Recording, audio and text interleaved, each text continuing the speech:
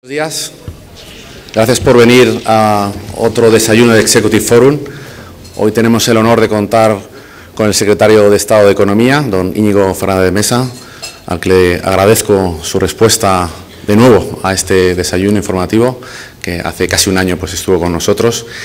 Nos pareció que este momento era muy interesante para participar en Executive Forum, por lo cual pues, le agradezco, ¿no? Estamos a escasos días, ¿no?, de las elecciones y creo que es un buen momento, quizá, para hacer balance. También quiero dar las gracias a Accenture, en concreto a su directora, María José Sanz, que luego será la moderadora de las preguntas al final, y a don Amado Franco, presidente de Ibercaja, que a continuación les hará la presentación del secretario de Estado y a que les invito a que me acompañen con un aplauso. Muchas gracias, don Amado, por venir. Muchas gracias. Con eso de presentar al secretario de Estado, todo el mundo lo conocemos. Bien, en primer lugar, es un placer como Ibercaja el tener la oportunidad de colaborar con Accenture en este Executive Forum. Ya sabéis el tema del desayuno, situación actual y perspectivas economía española.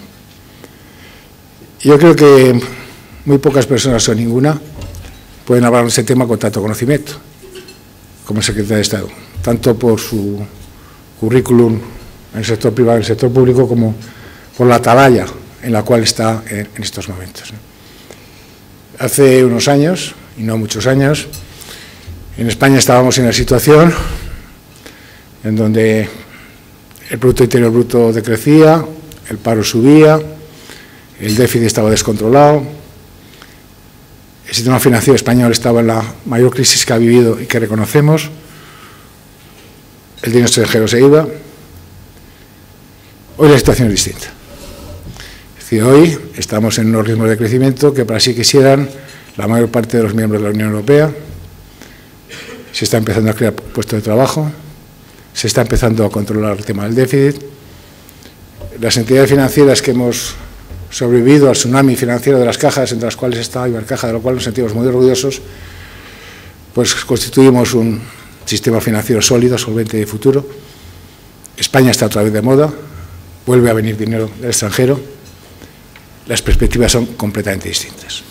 Es verdad que eso se ha hecho con el esfuerzo de todos, se ha hecho con el esfuerzo de los empresarios, han tenido que innovar, han tenido que exportar, indudablemente con el esfuerzo de las familias, que hemos tenido que sufrir la lacra del paro, con el esfuerzo también de la Administración.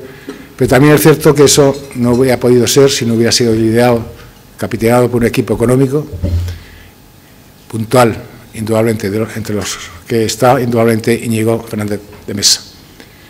Sin ese equipo del Ministerio de Economía, pues difícilmente se hubiera podido liderar este cambio. Todos queremos más y necesitamos más. Decimos que estamos mejor, pero necesitamos todavía estar mejor. Entonces, sobre qué posibilidades hay y cómo hacer eso, yo creo que va a versar la conferencia del secretario de Estado. Muchísimas gracias a todos.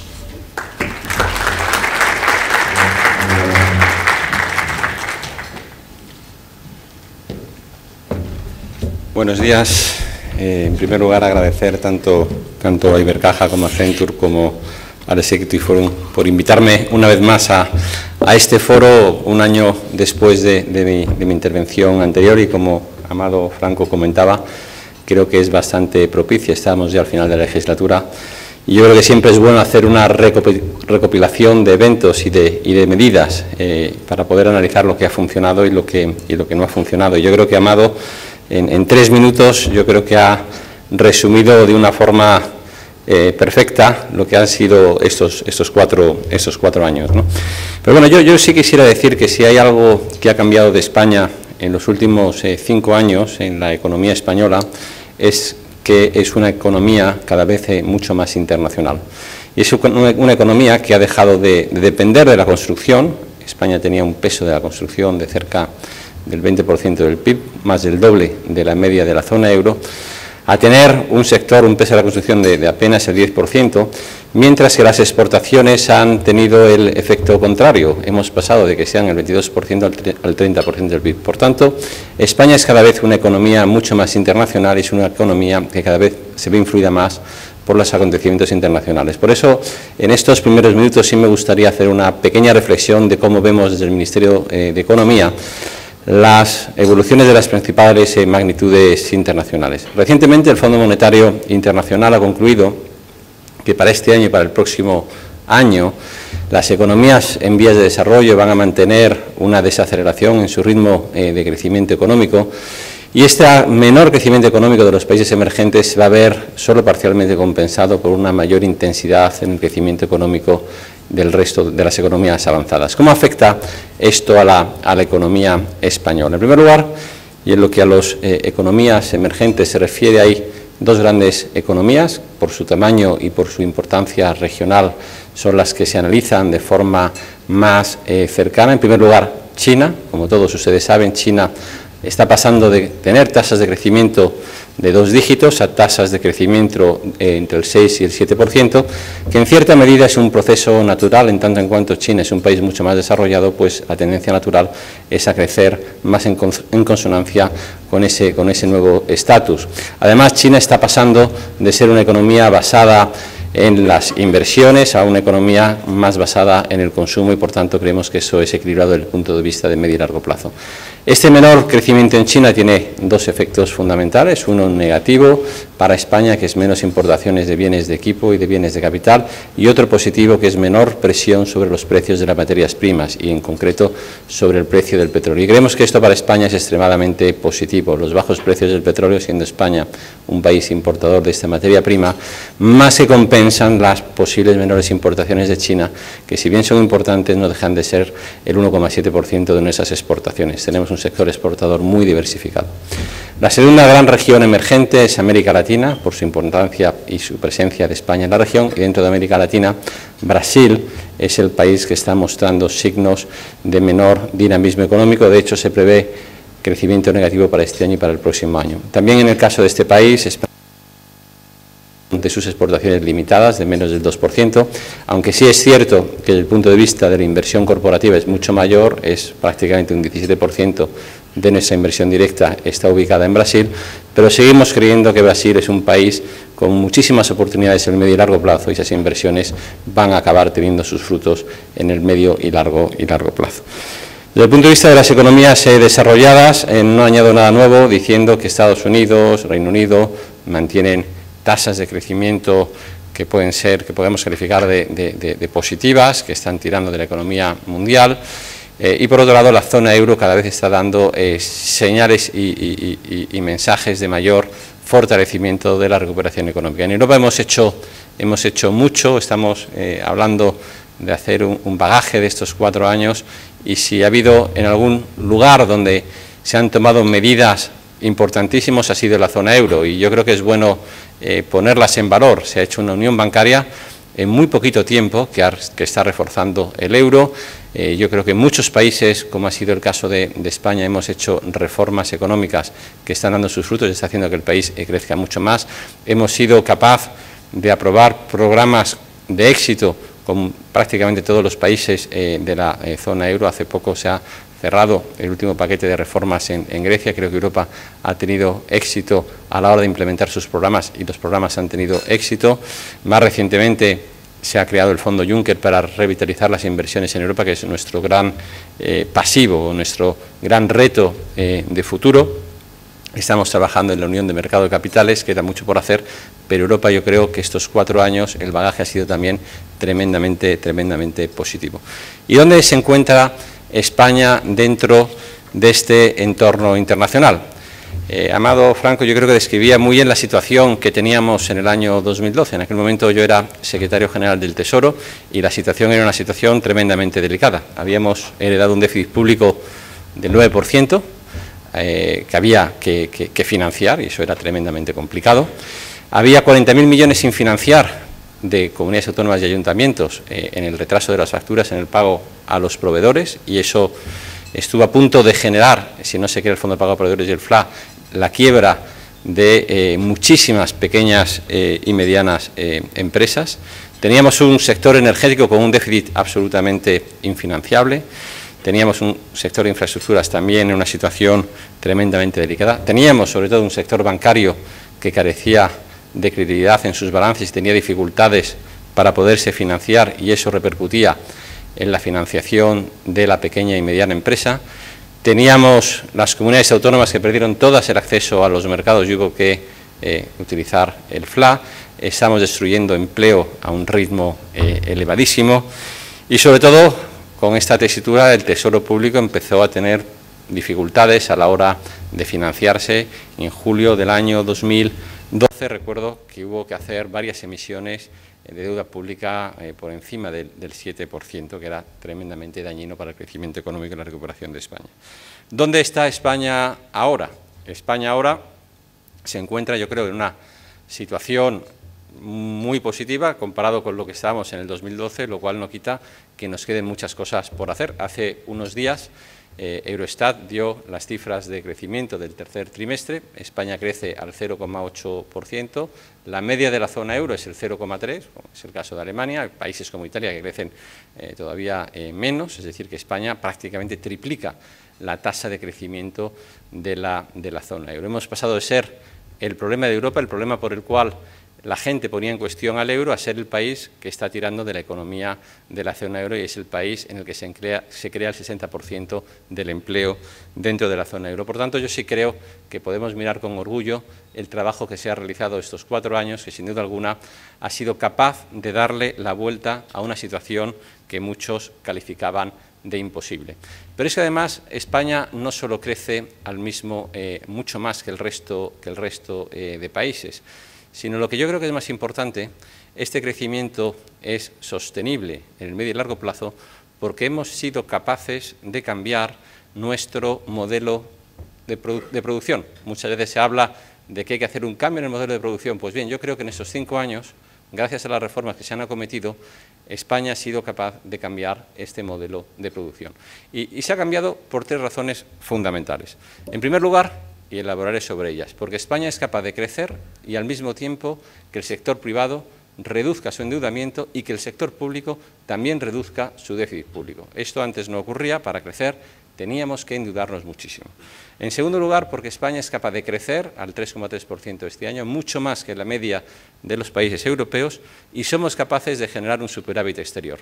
Antes, con crecimientos del 1, teníamos un déficit exterior del 9%. Creo que la diferencia es sustantiva.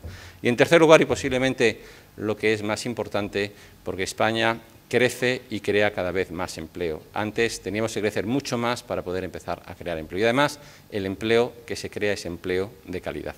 Permítame que elabore brevemente sobre los 3 elementos que acabo de mencionar, que yo creo que son importantes para conocer bien cuál es el devenir de la economía española en el futuro. En primer lugar, la reducción de la deuda. Cuando nosotros entramos hace 4 o 5 años, la deuda total de España del sector privado era de 270 puntos, 220 puntos del PIB, frente a los 170 de media de la zona euro. Pues bien, al final de este ejercicio, la deuda corporativa va a estar ya situada muy cerca de la media de la zona euro, y la deuda de las familias, que estará alrededor del 70%, algo por encima del 61% de la media de la zona euro, también se va a acercar a esta media.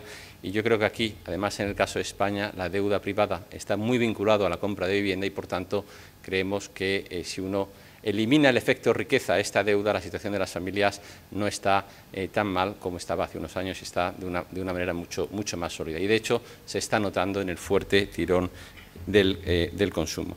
Por tanto, España en estos años ha sido capaz de desapalancarse alrededor de 45 puntos en muy pocos años, que ha hecho que la situación financiera de familias y empresas esté muchísimo mejor.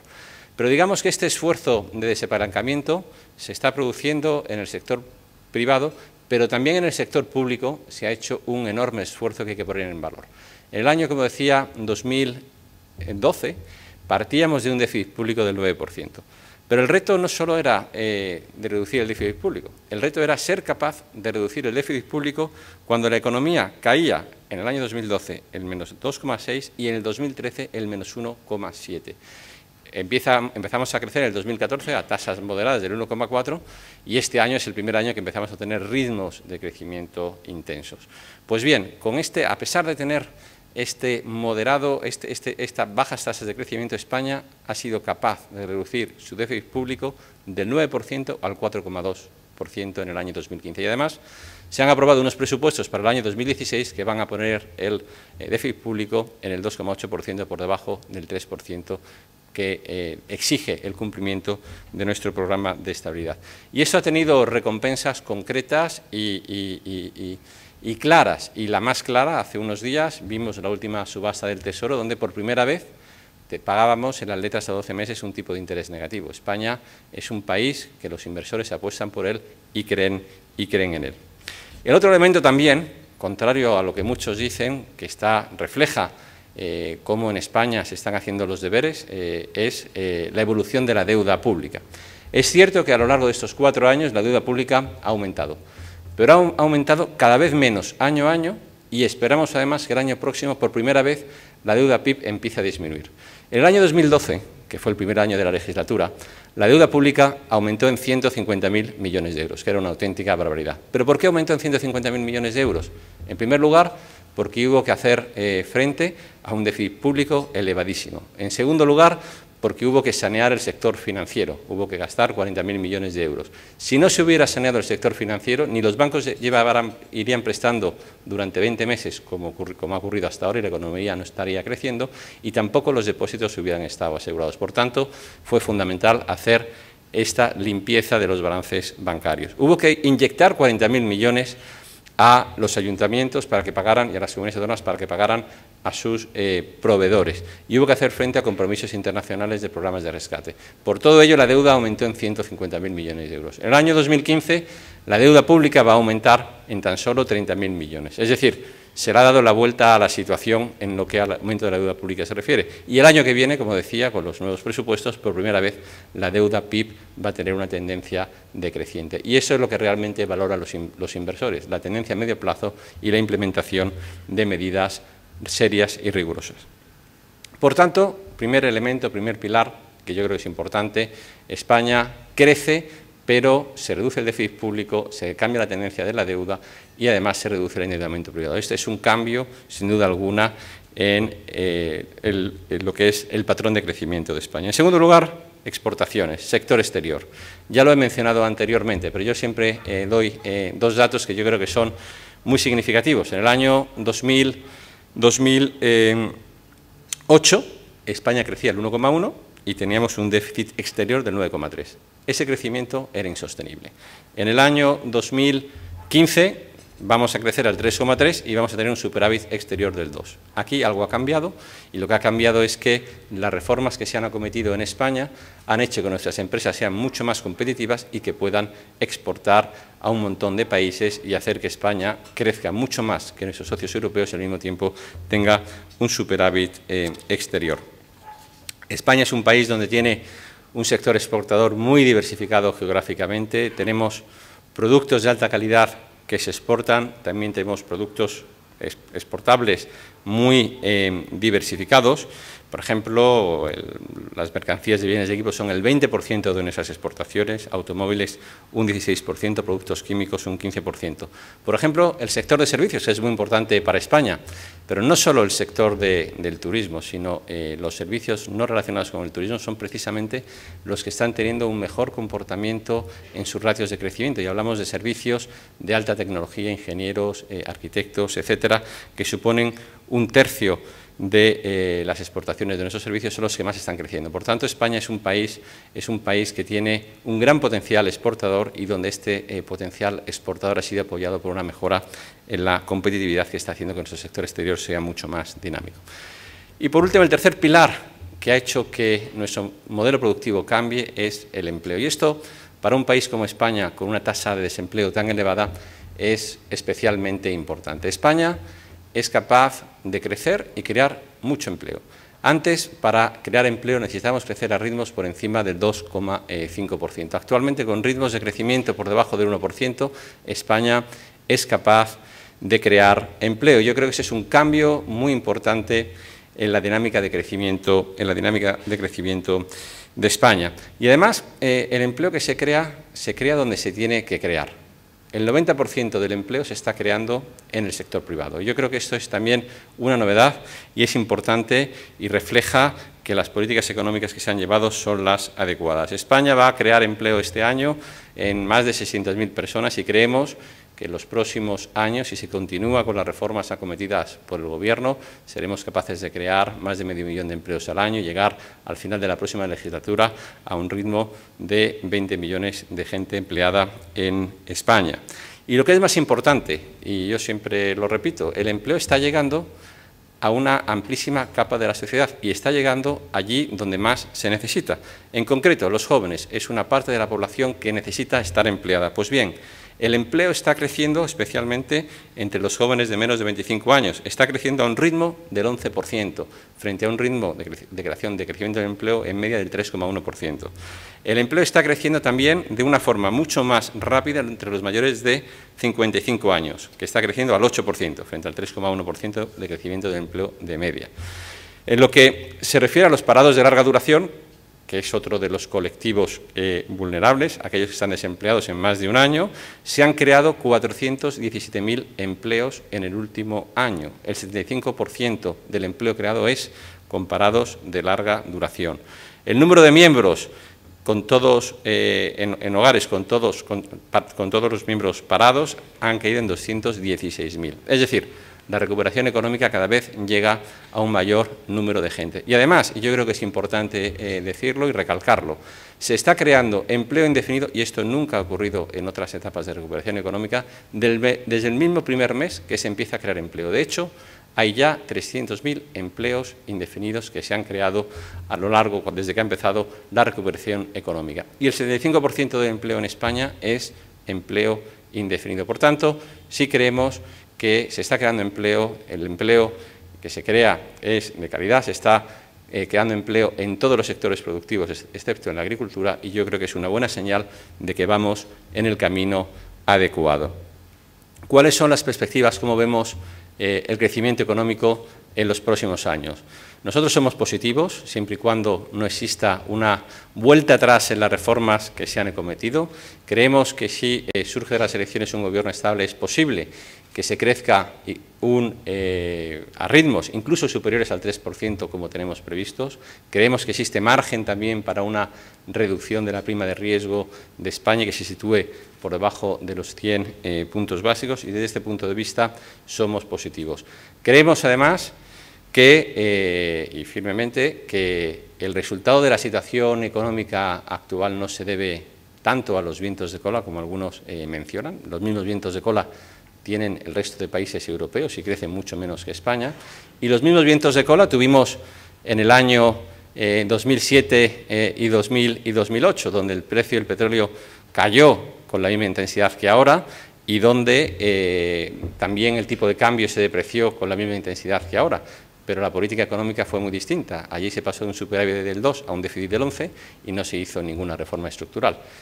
Con los mismos vientos de cola y hemos visto cuál ha sido el resultado fruto de las reformas acometidas estos años. Por tanto, si no hay vuelta atrás de las reformas, seríamos positivos. Y ya que estamos haciendo balance de estos años, no quisiera acabar mi intervención sin hacer un breve repaso de cuáles son estas reformas que creemos que le han dado la vuelta a una situación tan complicada, porque son reformas concretas, con nombres y apellidos, y que comenzaron desde los primeros días de la legislatura en el año 2012. Precisamente en el año 2012 se hizo una primera reforma que ha sido fundamental, y Amado Franco está aquí y puede corroborar, que fue la reforma del sector financiero. Y gracias a eso, España lleva ya más de 24 meses con ritmos de crecimiento de los préstamos nuevos y actualmente crecen a un ritmo del 20%. Y eso ha sido posible a la reforma en el sector financiero. Los bancos prestan desde muchos meses antes que el BCE implementara su política monetaria no convencional. Es decir, que el principal impulsor del nuevo crédito en España fue la reforma del sector financiero en el año 2012. La reforma en el mercado de trabajo, también en el año 2012, ha hecho posible que España cree los empleos que está creando. La Ley de Estabilidad Presupuestaria, también del 2012, ha hecho posible que el déficit público baje del 9 al 4,2% en un contexto macroeconómico imposible. La reforma del sistema de pensiones, que ha hecho que las pensiones hoy en día sean mucho más sostenibles que lo eran al principio de la legislatura. La reforma del régimen de insolvencias, que está permitiendo que muchas empresas, pymes, individuales, sean capaces de refinanciar sus deudas si son viables en el medio y largo plazo, y está facilitando el desapalancamiento del sector privado del cual he hablado anteriormente. La reforma del gobierno corporativo y la ley de auditorías, importantísimo para generar transparencia en las cuentas de las empresas y que los inversores pongan el dinero en España. La reforma del sector impositivo, del sistema impositivo, ha sido una reforma muy importante, donde además ha reducido la cuña fiscal, es decir, el coste del factor trabajo en un 30%, y esto es muy importante también desde el punto de vista de la creación de empleo. La reforma de la Administración, se han ahorrado 22.000 millones con la misma, y la liberación de mercados de bienes y servicios, con la Ley de Unidad de Mercado como principal ley que ha hecho posible que nuestras empresas tengan una mayor competitividad. Por tanto, estas reformas han sido definitivas, han sido muy importantes. Tenemos retos de futuro elevados, no hay que caer en la autocomplacencia, por eso hay que continuar con las reformas. Yo destacaría, a la hora de hablar de retos, dos retos importantes. En primer lugar, la creación de empleo. Es fundamental que España siga creando 500.000 de empleos al año, y esto sin reformas no se va a conseguir.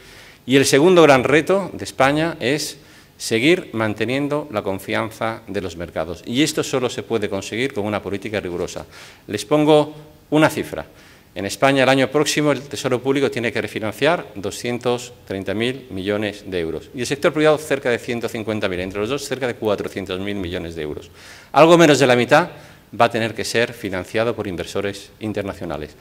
O los inversores creen en la política económica que se implementa desde el Gobierno, o esta financiación, pues bueno, puede ser mucho más cara y eso repercutirá también en el día a día de los ciudadanos. Muchas gracias y estoy abierto a cualquier pregunta que quieran formular.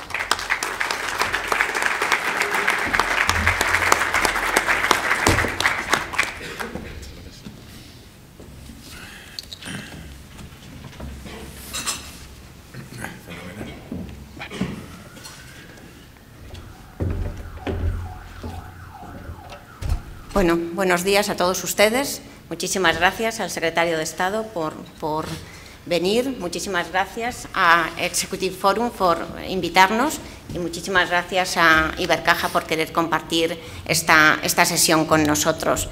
La verdad es que no son muchas las preguntas que he recibido. Voy a plantear las que he recibido y entiendo que puede haber una ronda abierta si hay alguien que no nos ha hecho llegar la pregunta. Secretario de Estado, voy a empezar por la pregunta que como Accenture, o las dos preguntas que como Accenture me gustaría plantearle.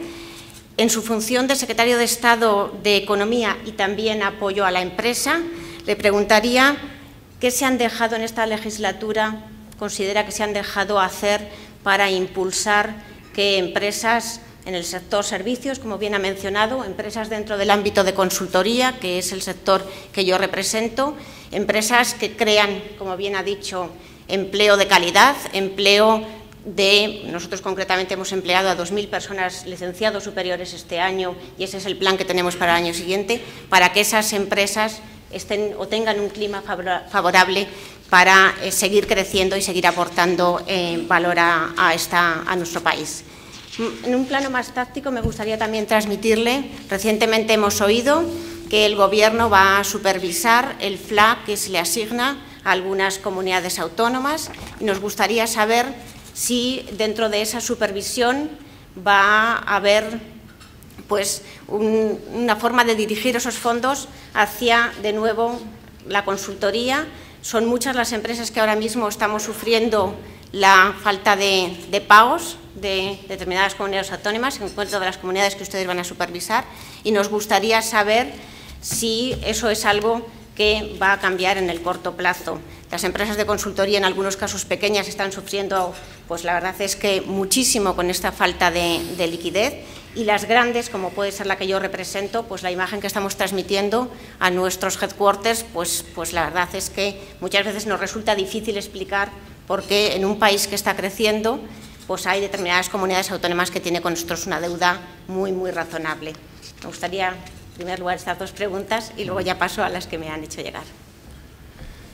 Sí, no, muchas gracias. Yo creo que es una pregunta pertinente porque la pequeña y mediana empresa es el eje fundamental del crecimiento económico de España y, de hecho, desde muy al principio de la legislatura, el Gobierno ha tomado medidas, pero medidas muy concretas, y la he dicho de pasada hace unos minutos. Por ejemplo, por poner un ejemplo, uno de los elementos fundamentales para que la pequeña y mediana empresa sobreviva, y comentabas el tema del impago de las administraciones públicas, es que tengan liquidez, ¿no? ¿Y cuáles fueron las primeras medidas que tomó el Gobierno? Bueno, y que no fueron fáciles. A mí me tocó en aquella época, como secretario general del Tesoro, en un momento donde había una presión importantísima de los mercados financieros. Tuvimos que ir al mercado en una semana a financiar 40.000 millones de euros. No era el mejor momento para ir a los mercados a pedir 40.000 millones de euros cuando tenías una presión brutal. Y asumimos el riesgo porque creíamos que era muy importante que las empresas cobraran en tiempo, en un contexto donde había una restricción, además de la liquidez de los bancos, importantísima. Y se pagaron, creo que fueron más de 6 millones de facturas. Hubo 200.000 proveedores de comunidades autónomas que cobraron sus facturas impagadas de varios años en apenas unas semanas. Si eso no hubiera ocurrido, un montón de pequeñas y medianas empresas se hubieran quebrado en el año 2012 y no estaríamos hablando de la misma situación que se produjo, que ya fue negativa en el 2012, sino una situación mucho peor. El segundo elemento importante de apoyo a la pequeña y mediana empresa es la financiación. Aquí tengo a Amado Franco a mi izquierda. La reforma del sector financiero ha sido importantísima. Y en el año 2012, cuando una pyme pedía dinero a un banco, si le daba el dinero, porque había una restricción crediticia brutal, porque los bancos no se podían financiar, pues tenía que pagar 300 puntos básicos por encima del coste de la misma pyme con el mismo nivel de riesgo en Alemania o en Francia. Hoy en día, la pequeña y mediana empresa que tiene un proyecto sostenible recibe financiación al mismo precio que una pyme alemana. De hecho, el Gobierno está centrando su acción de financiación no tanto ya en la financiación vía préstamos, porque creemos que los bancos han normalizado la situación, sino el ICO, que es el principal instrumento de financiación del sector privado que tiene el Estado, está potenciando más, y yo creo que es muy importante también, incluso para las empresas de consultoría, el mundo del capital riesgo, y se ha dado la vuelta a la situación en ese sector y se ha multiplicado por 5 en el último año. Yo creo que es un cambio de estrategia que es muy, muy importante. En el ámbito regulatorio, que es muy importante para la pequeña y mediana empresa, también se han hecho cambios muy significativos. Hay una ley que posiblemente sea la ley que tiene mayor impacto desde el punto de vista de crecimiento económico, que es la Ley de Unidad de Mercado. La Ley de Unidad de Mercado tiene dos estrategias fundamentales. En un primer lugar, romper con la fragmentación regulatoria dentro del Estado español, de tal forma que todas las comunidades autónomas tengan la misma regulación, y en segundo lugar, que la regulación tenga sentido y que no se sobrecargue esta regulación de cara a la pequeña y mediana empresa. Pues bien, en estos años se han identificado 184 normas en el ámbito de la Administración General del Estado, normas que no cumplían con la Ley de Unidad de Mercado, y ya se han modificado 107. Se ha hecho un magnífico trabajo. Y en el ámbito de comunidades autónomas, que también se ha trabajado de manera muy intensa con ellas, se identificaron 450 normas, se han modificado 85 y están 64 en tramitación.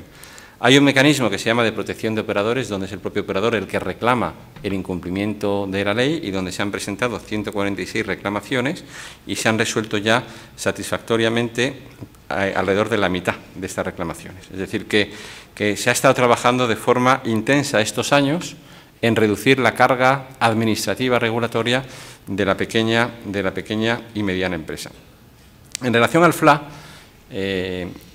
yo diría dos cuestiones. El FLA ha sido fundamental estos años por dos razones. En primer lugar, ha permitido que en un momento donde las comunidades autónomas no tenían acceso a la financiación del mercado, pudieran pagar los servicios básicos, hospitales, medicamentos, etcétera. Sin el FLA esto no hubiera ocurrido. Pero es que además el FLA ha permitido que se reduzca el coste de financiación de las comunidades autónomas de forma muy notoria. El Tesoro se financia mucho más barato que las comunidades autónomas y tiene sentido que el Tesoro haya sido el que financie a las mismas.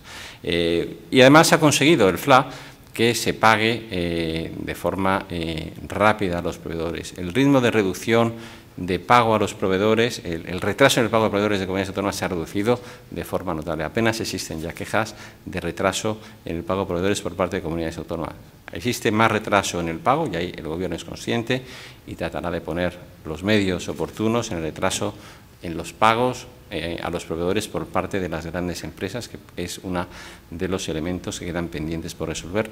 Pero la realidad es que, desde el punto de vista de la Administración, uno de los grandes logros que se han conseguido en esta legislatura, a través del Fondo de Pago a Proveedores, a través del FLA, ha sido que el proveedor de la Administración y aquel que sea proveedor en la Administración lo puede constatar, sino que mire cuándo cobraba en el 2012 y cuándo cobra en el 2015. En el 2012 había facturas de muchos años sin pagar. Y en el año 2015 las facturas se pagan porque el FLA está dotando de liquidez a las comunidades autónomas mes a mes y las comunidades autónomas tienen la liquidez para hacer frente a sus compromisos. Muy bien, muchísimas gracias.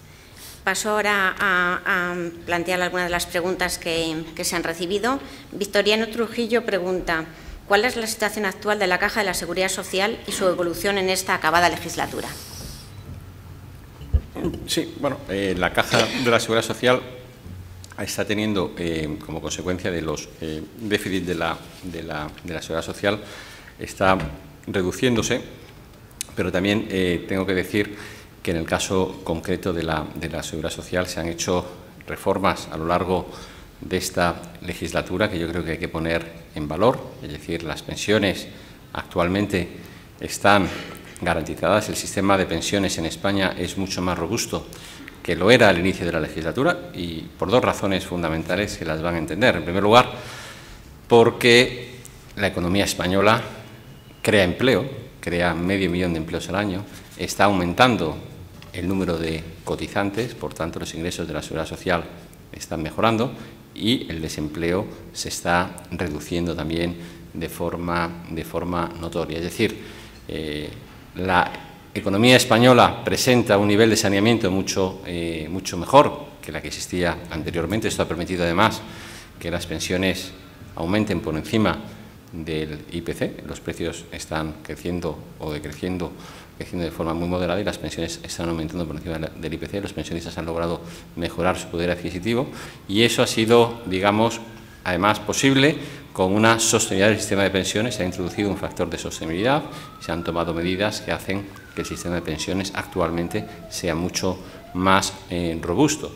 Además, también el saneamiento de las cuentas públicas, el poder reducir el déficit público al 2,8 el próximo año es otro elemento que también refuerza la sostenibilidad a medio y largo plazo de las pensiones. Muy bien, muchísimas gracias. Hay varias preguntas que hacen relación a la reforma del sector financiero. Le formulo una que recoge todo lo que las anteriores mencionan. ¿Le preocupan las dificultades de rentabilidad del sector financiero español? ¿Cree que en algunos casos van a ser necesarias fusiones o absorciones entre bancos para superar esa situación? Bueno, yo creo que posiblemente estas preguntas están mucho más capacitado Amado Franco que yo para responder, sobre todo en el ámbito de las fusiones, donde es un elemento que nosotros siempre decimos desde el punto de vista del sector privado que corresponde al sector y no al Gobierno, el decidir cuál es el tamaño óptimo y cuáles son los modelos que generan mayor rentabilidad. Yo lo que sí le puedo decir es que el sector financiero español es un sector que se ha saneado y se saneó muy pronto. En el año 2012 se acometió una reforma del sector financiero que, por un lado, mejoraba el gobierno corporativo de nuestros bancos, es decir, por ejemplo, limitó la injerencia política en la gestión de los bancos, se produjo una limpieza del balance de los bancos, se le dio transparencia al balance de los bancos, se dotaron provisiones en más de 100.000 millones, se inyectó capital y eso hizo posible que los bancos cumplieran con su función social, que es prestar, y prestar barato. Y eso se consiguió muy rápidamente. Los bancos empezaron a dar préstamos nuevos prácticamente en el año 2013 y el ritmo de crecimiento de los préstamos nuevos de los bancos es a un ritmo de más del 20%. Y yo creo que eso fue fundamental en la reforma económica. Yo creo que los bancos en España están en una buena situación. Yo creo que los bancos que operan en España, bueno, están operando en un país que crece 3 veces más que el resto de países de la zona euro. En este contexto, bueno, el hacer banca o el hacer cualquier otro tipo de negocio, si el país crece al 3 y no crece al 0,5, pues yo creo que es más sencillo, incluso en un contexto de muy bajos tipos de interés. Los tipos de interés bajos están haciendo que la economía crezca de forma intensa, por lo cual yo creo que eso siempre es positivo. Y además, el hecho de que la economía crezca tiene un doble efecto positivo en el sector financiero, y es que las provisiones tienen que ser menores. Yo, bueno, soy positivo con ese sector financiero, creo que se han hecho los deberes estos años, y desde el punto de vista mío como secretario de Estado de Economía, el hecho de que los bancos cumplan con su función social, que es la de otorgar préstamos a las familias y otorgar préstamos a las empresas, yo creo que las expectativas de la reforma se han cumplido. Muy bien. Vamos a saltar a un tema que está de plena actualidad ahora, desafortunadamente, y le leo la pregunta literalmente. Aunque pueda no sonar a ser el mejor momento, desde 2007 en Europa se ha venido produciendo cambios regulatorios para la adecuación del sistema financiero y permitir operar con finanzas islámicas. Sobre todo Londres y Luxemburgo están aprovechando grandes flujos de capitales. ¿Existe por parte del Gobierno algún plan de futuro en este sentido? ¿En qué sentido? En el sentido de fomentar o de permitir los flujos de capitales islámicos.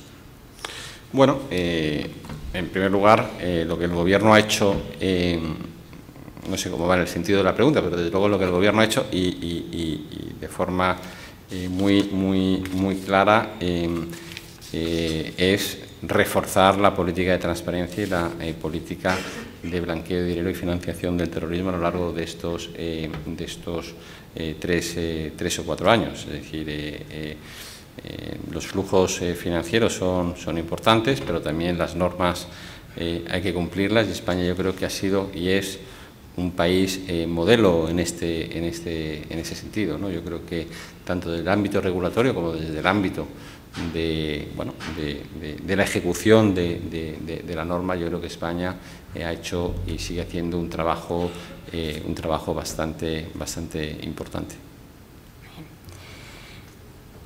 Otra pregunta. ¿Habrá reformas para crear programas de apoyo al autoempleo o autónomos, creación de empresas y apoyo para crear autoempleo a los inmigrantes y personas mayores de 55 años? Sí, como comentaba anteriormente, desde el Gobierno y desde muy inicio de la legislatura se aprobó una ley de emprendedores que precisamente va para apoyar, digamos, el emprendimiento, por así decirlo.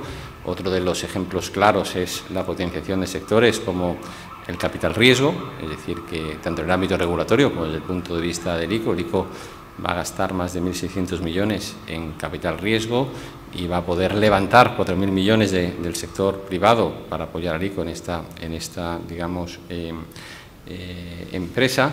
Y dentro del capital riesgo se está poniendo especial énfasis precisamente en los startups, es decir, en los fondos que financian proyectos que empiezan desde cero, porque creemos que el emprendimiento tiene un valor en sí mismo y genera empleo y genera riqueza.